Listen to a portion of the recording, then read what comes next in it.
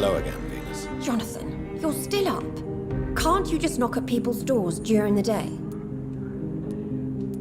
I'm sure you can spare me a few minutes. For old time's sake. Of course you may enter, Jonathan. I remember when Mary came here with her husband and her son. They were such a beautiful family.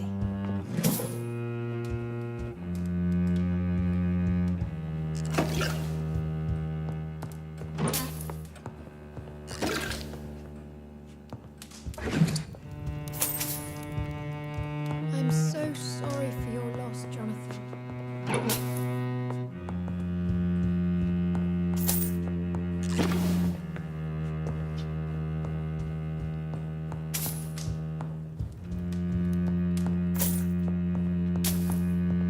At least you survived the Great War. Feared the worst.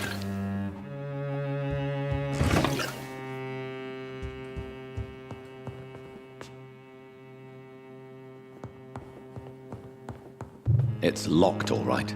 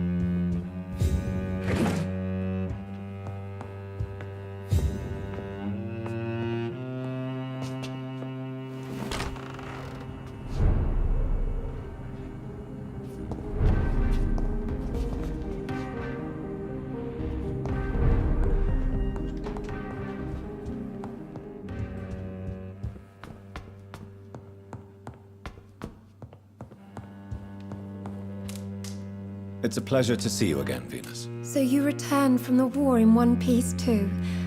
Thank God. My Clarence is back home too. How is the old rascal? Probably outside, chasing ghosts and chimeras. Clarence has changed a lot since he returned from the war, you know. Do you need my medical attention? No thanks, Jonathan. How have you been since the last time we met? How long has it been? 3 years now? I've done my duty, like all British women. You have no idea what it was like to wait for months without knowing if I'd still be a wife or a widow. I understand. Luckily, this part of town has been saved from the worst of the bombings, from what I've seen. Yes, and it's also true about the epidemic.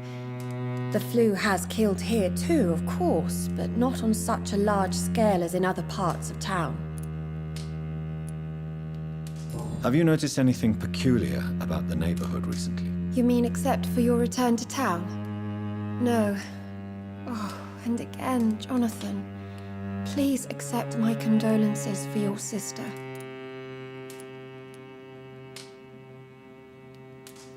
Thank you, Venus. It was so sudden, and I've been so busy, I haven't spoken to anyone about it. I wish I could have assisted at the funeral, but you know, it's been so quick. And what with the epidemic in the streets? There's no need to apologize, my dear. It's normal, considering the circumstances. No, it's not. I am sure that Clarence has not even thought to present you his condolences. He is too busy with his penny dreadful stories. Why is my return so surprising? It's more an unexpected happy end than a surprise. You and Clarence, back from the war.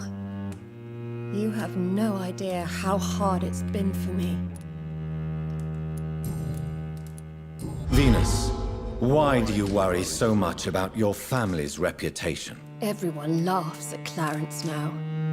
And they avoid me because they believe I share his insane opinions. I'm a leper in my own community.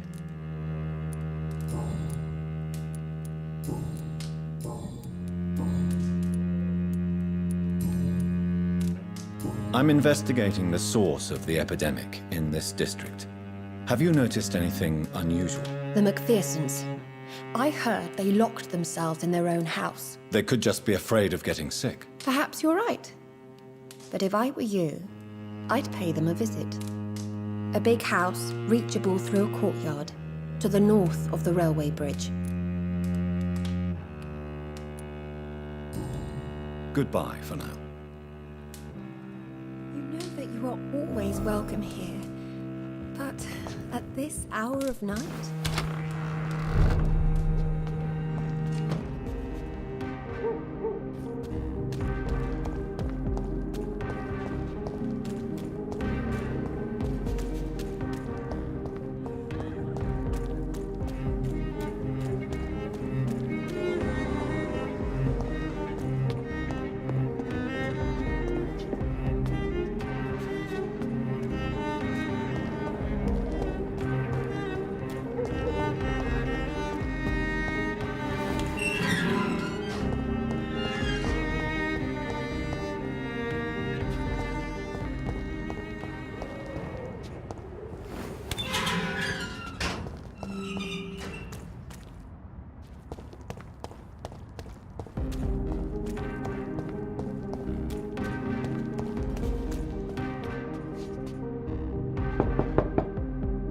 Hello, Venus. Hello, Jonathan. Please, come in.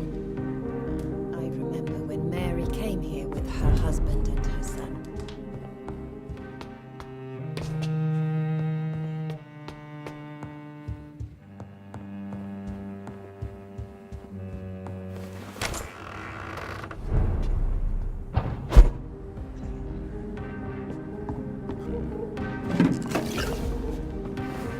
No invitation is needed to enter this building. That can't be a good sign. No sign of a struggle. It seems Charlotte's friend knew the killer and let him in.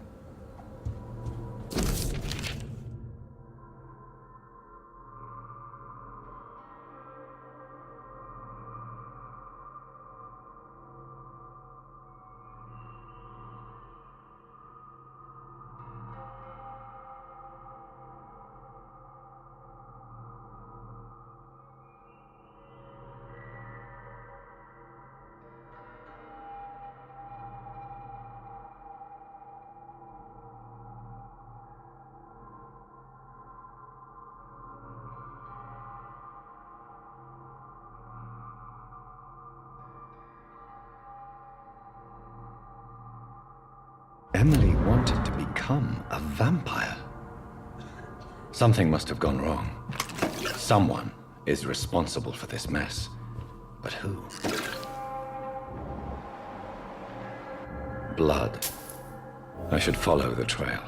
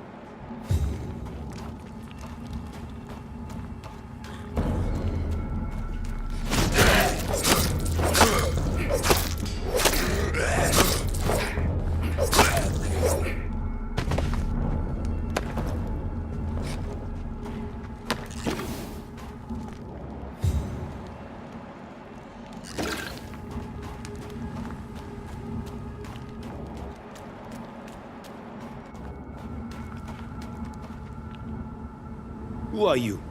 What are you doing here? I could ask you the same question. I'm the Marquis de Bois-Colombes, and I strongly invite you to find your own game, sir. I'm not here to sustain myself. I'm currently investigating the death of a young woman killed by a vampire. A young woman killed by a vampire? Oh, you're joking, right? Oh, I do love the British sense of humor.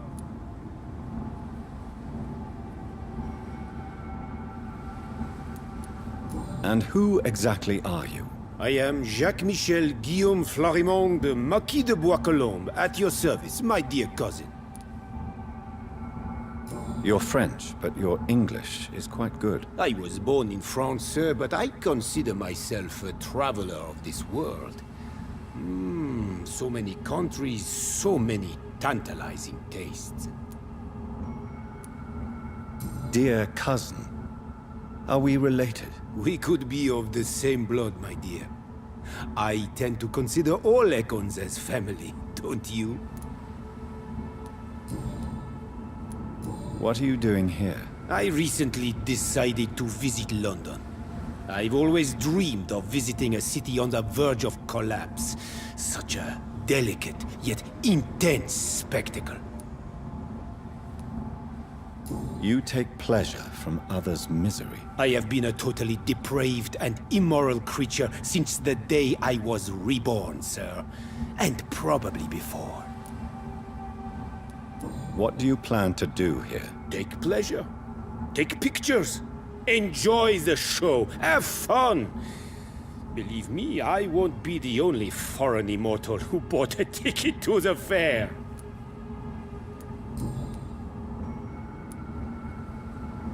I followed the trail of blood from her room to here. Oh, you're referring to that young woman. Yes, the meeting turned messy. I'm afraid I ruined my last redingote. So you admit you murdered her? I admit nothing, my good sir. I only regret the blood of that girl staining my clothes. Oh, blood can be so messy. What happened? She wanted to become one of us. Not the first time I have received such a proposal, but I must admit her direct approach tempted me. And then what? Her body rejected my blood. It happens, you know, sometimes even with voluntary prey. At least her gurglings brought me some fun, until the artery burst.